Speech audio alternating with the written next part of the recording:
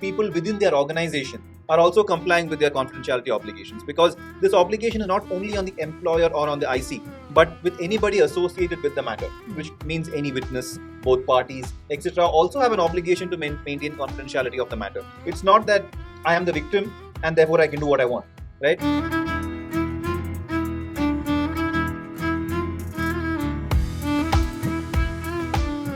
Hello everyone, welcome to this episode where we'll be talking about the issues around confidentiality with respect to POSH complaints.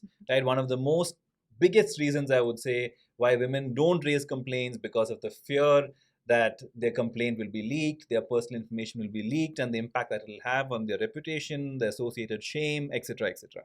My name is Bishen Jeswant.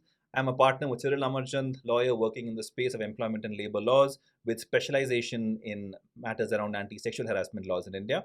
With me is Laxmi Char, co-founder, Parity Consulting, and she works exclusively in the space of diversity and inclusion at the workplace. So let's get this started, Laxmi. Absolutely. We are talking about confidentiality. We're going to be talking about the POSH Act. And very specifically, listeners, welcome to the POSHPod Season 2, this episode.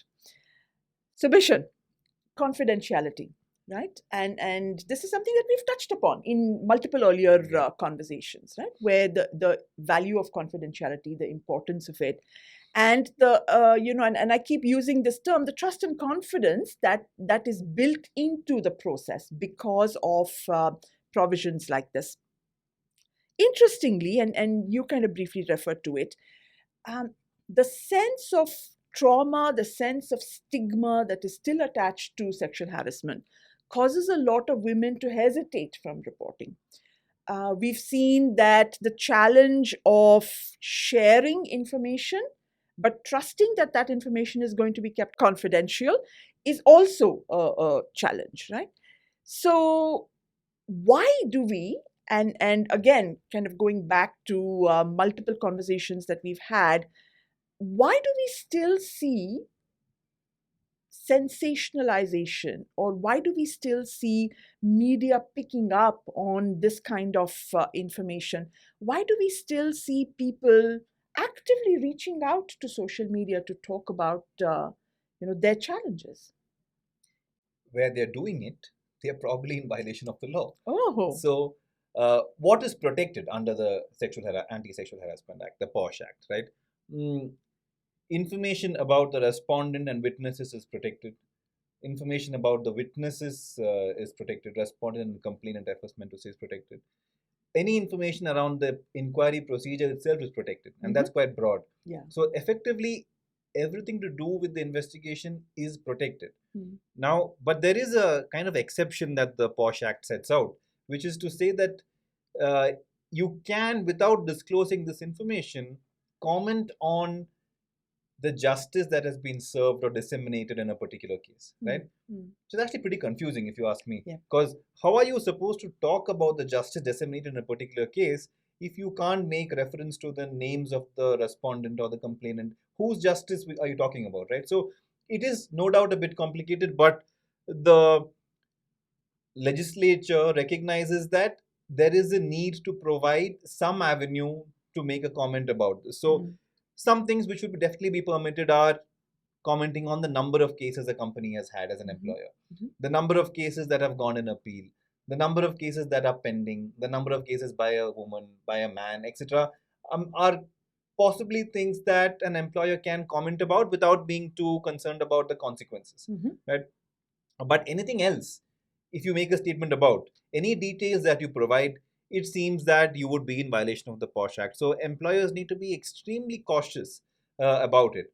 And there's also an obligation on employers to ensure that people within their organization are also complying with their confidentiality obligations, because this obligation is not only on the employer or on the IC, but with anybody associated with the matter, which means any witness, both parties, etc., also have an obligation to maintain confidentiality of the matter. It's not that I am the victim and therefore I can do what I want, right? Because the victim cannot talk about the respondent either. Let's say the proceedings are ongoing and you say the respondent's name out in public, there is then a perception of guilt before it's actually happened, etc. So there is an obligation on all parties to maintain confidentiality.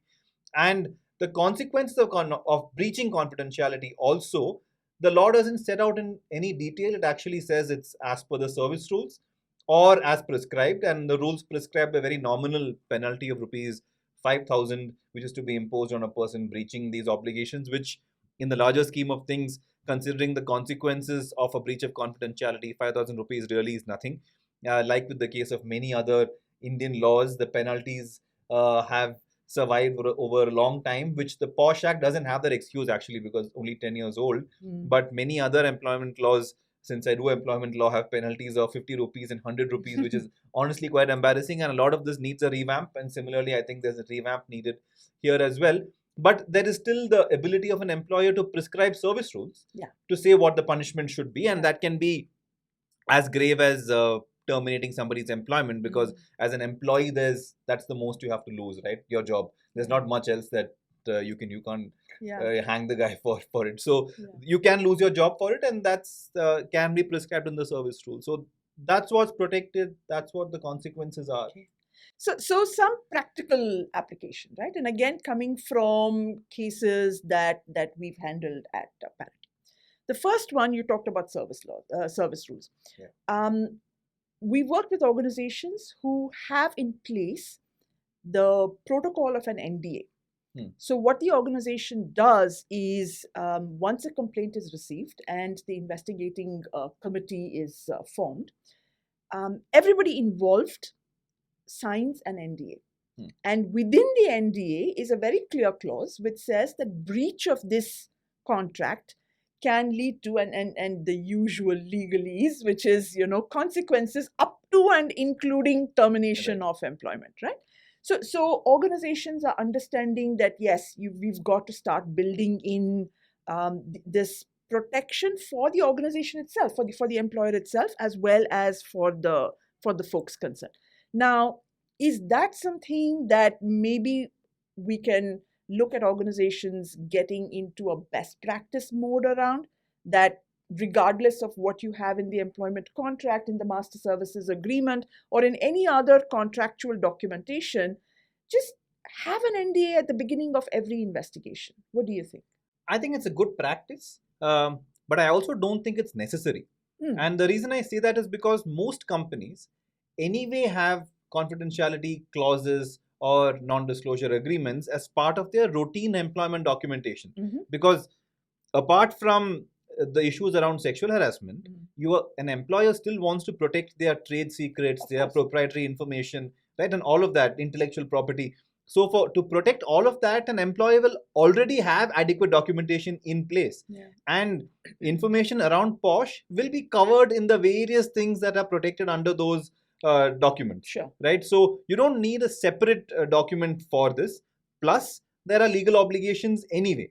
Right? So a contract will say if you breach your confidentiality obligations, this will be a breach of contract for which you may be terminated from employment, etc. And then there is the POSH Act, which sets out obligations in any case. So you don't need it because there is enough there. But I would still say it's a good practice, because at the start of an investigation, all the parties involved are reminded of their obligations, put down in one place, brief 1-2-pager document, not the 12-pager confidentiality agreement or NDA they may have signed at the start of their employment, which they most likely did not read, right? So it's a good idea to do this as a reminder, even though there is probably enough documentation. Set it out clearly, a simple one, a good reminder, so that they know what their obligations are.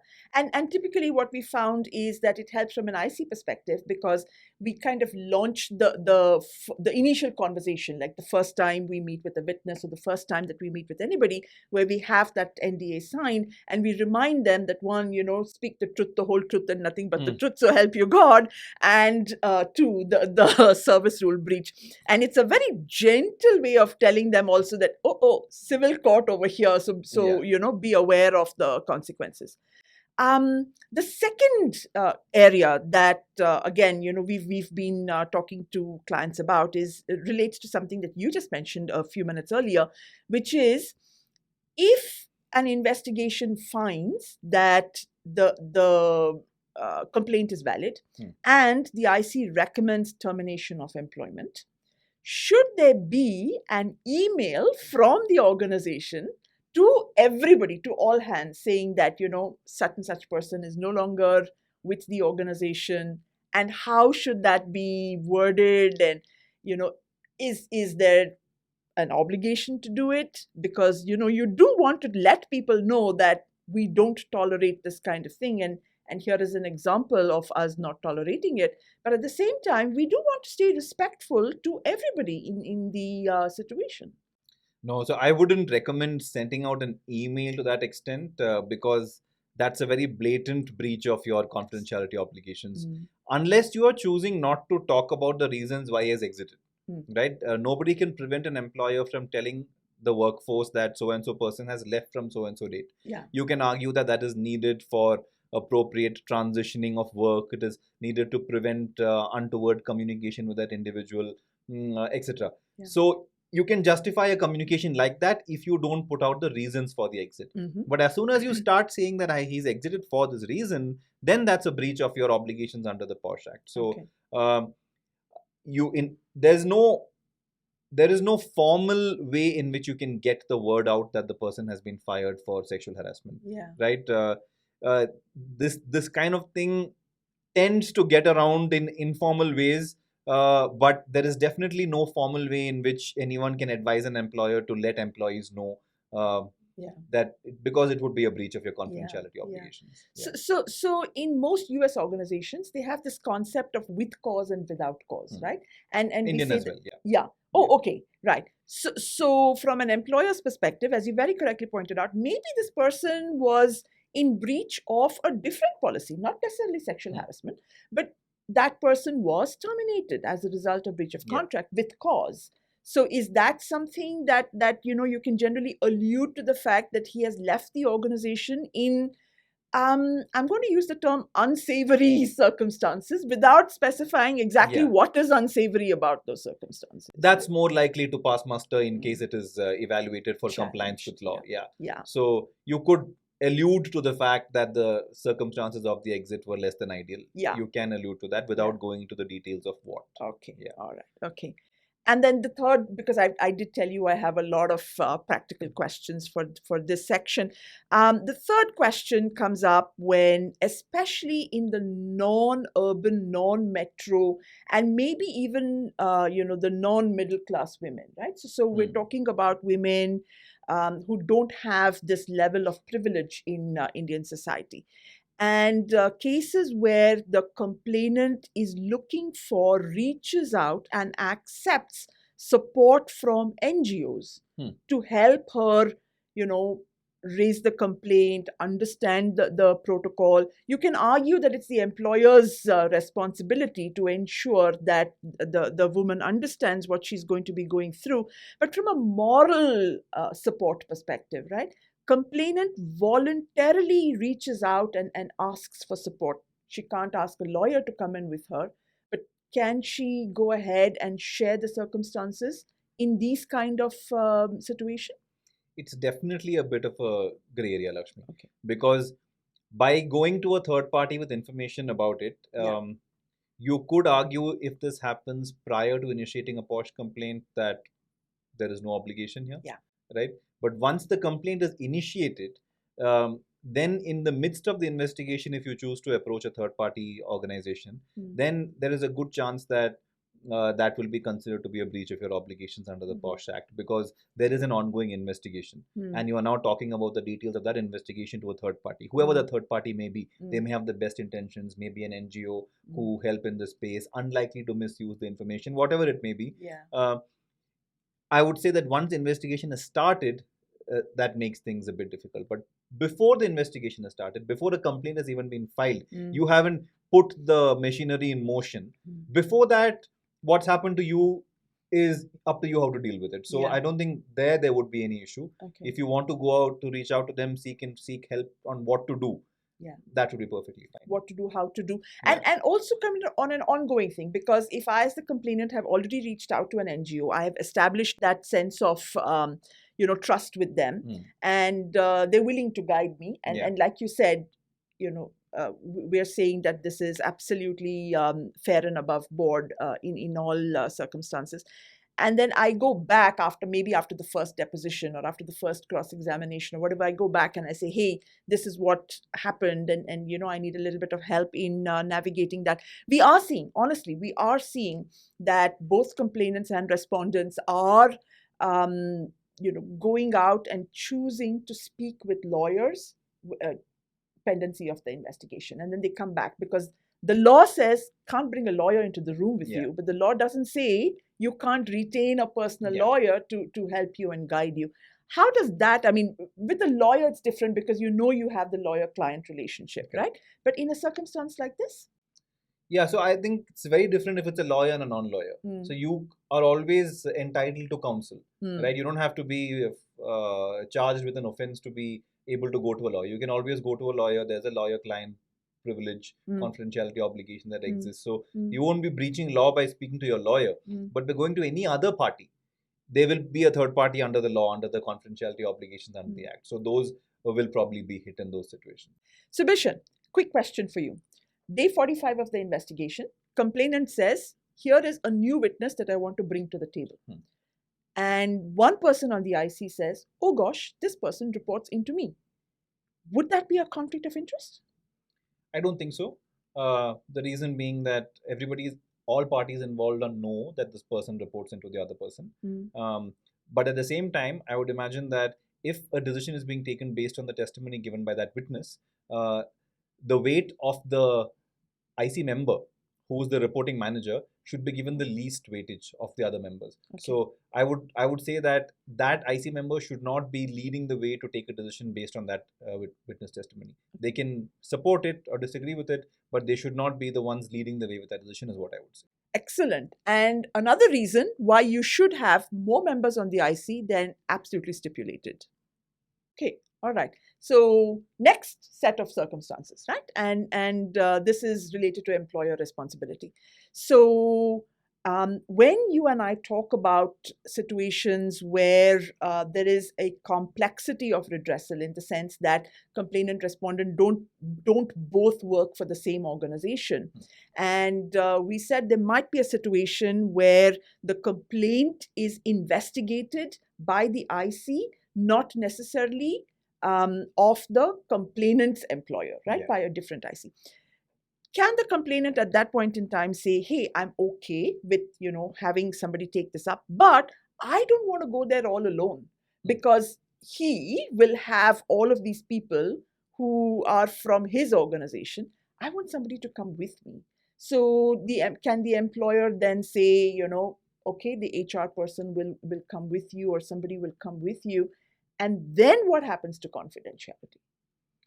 So the law allows, in cases of misconduct, normal misconduct, the POSH Act doesn't talk about who can accompany you. It's clear a lawyer cannot accompany you.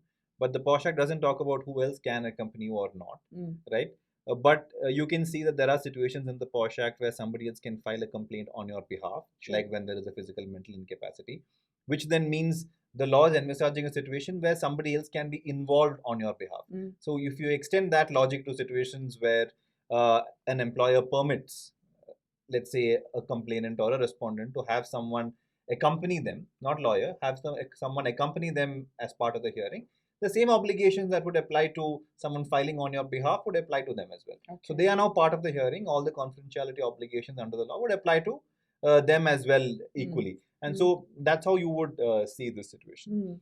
And then continuing with the employer role responsibility obligations and stuff like that, there's also a mandate in the Act which says if a woman chooses to go file a complaint with the cops at the same time or parallel to her, internal complaint, the employer is mandated to support the woman in doing that. Right?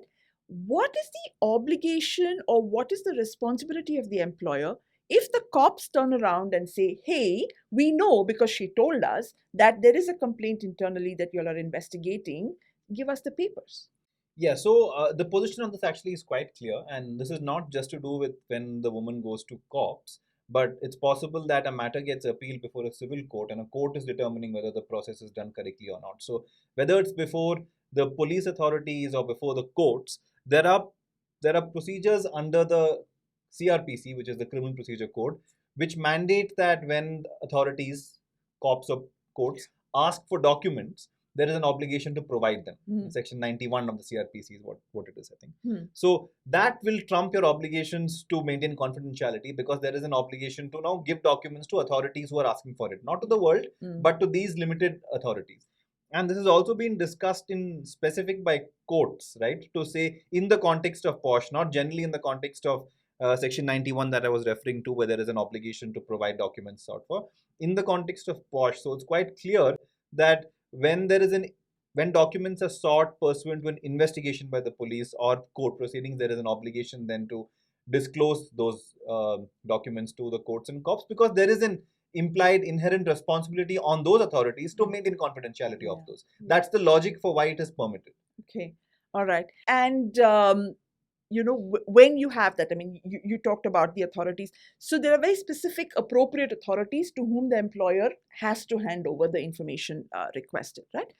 I'd like to talk a little bit about confidentiality and the bigger picture over here, where perhaps there is a situation where there is an investigative journalist who's kind of glommed on that something like this is going on, and that person is in fact investigating the situation, and typically it's a celebrity involved and stuff like that.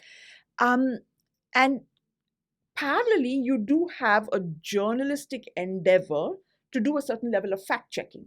So what if somebody calls the employer and says, I'm speaking from such and such media organization, we are investigating this story which has come to our listing. Would you have any comments to make? No comment. No comment. Okay. Because any details you give about the investigation procedure would be a breach of your confidentiality obligations. Maybe it would be okay to give limited information, such as an ongoing investigation is there and we cannot comment about it at this point of time. Maybe confirming the fact that there is an investigation may not be a breach. But that's also debatable, because by confirming it, you're effectively saying that the parties are A and B. So I would recommend that employers make no comment in those situations at all. Interesting. Always, Bishen, learning something new, something different, something useful. And I hope, listeners, that you found this useful as well. If you did, or if you didn't, do reach out to us, share your disagreements, ask your questions, and for sure comment, because we'd love to hear from you. So like and subscribe. We'd really appreciate your subscription. And thank you as always. Thank you. Bye-bye, everybody.